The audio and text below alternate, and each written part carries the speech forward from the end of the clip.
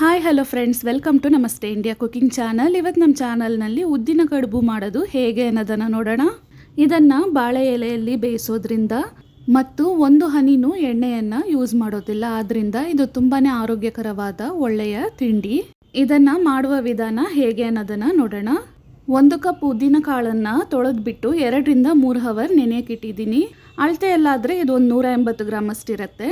ಇದನ್ನು ಮತ್ತೆ ಒಂದು ಬಾರಿ ತೊಳೆದ್ಬಿಟ್ಟು ಒಂದು ಮಿಕ್ಸಿ ಜಾರ್ನಲ್ಲಿ ಹಾಕಿ ಸ್ವಲ್ಪ ನೀರನ್ನು ಸೇರಿಸಿ ರುಬ್ಕೊಳ್ತಾ ಇದ್ದೀನಿ.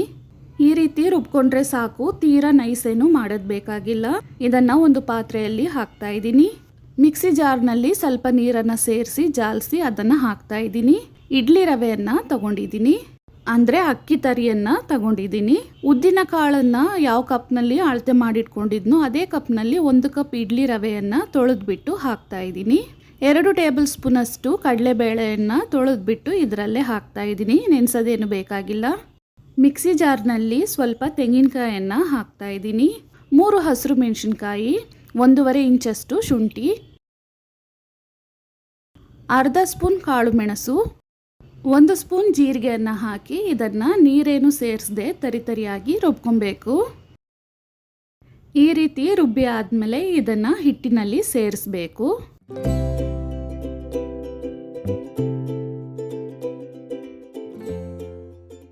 ಅರ್ಧ ಸ್ಪೂನ್ ಉಪ್ಪನ್ನು ಹಾಕಿ ಈ ಮಿಶ್ರಣವನ್ನು ಚೆನ್ನಾಗಿ ಕಲಿಸ್ಬೇಕು.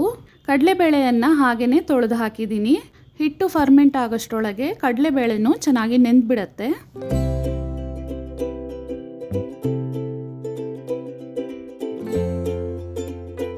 ನೋಡಿ, ಹಿಟ್ಟಿನ ಹದ ಈ ರೀತಿ ಗಟ್ಟಿಯಾಗಿಯೇ ಇರಬೇಕು.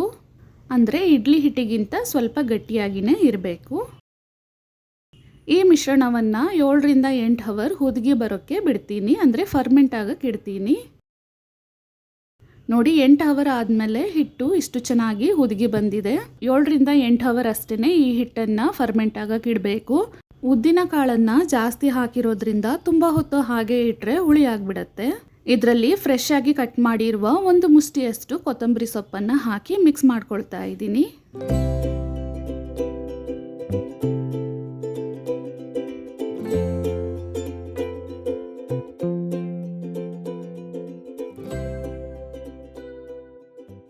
ಬಾಳೆ ಎಲೆಯನ್ನು ಈ ರೀತಿ ಕಟ್ ಮಾಡಿ ತೊಳೆದಿಟ್ಟಿದ್ದೀನಿ. ಇದರಲ್ಲಿ 1.5 ಚಿಕ್ಕ ಸೌಟಷ್ಟು ಹಿಟ್ಟನ್ನು ಹಾಕ್ತಾ ಇದ್ದೀನಿ.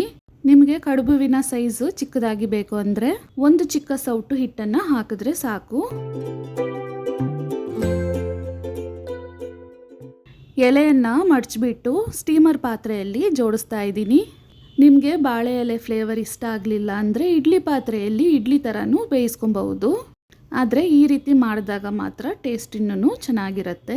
ಇದನ್ನು ಸ್ಟೀಮ್ನಲ್ಲಿಟ್ಟು ಅರ್ಧ ಅವರ್ ಆದರೂ ಬೇಯಕ್ಕೆ ಬಿಡಬೇಕು.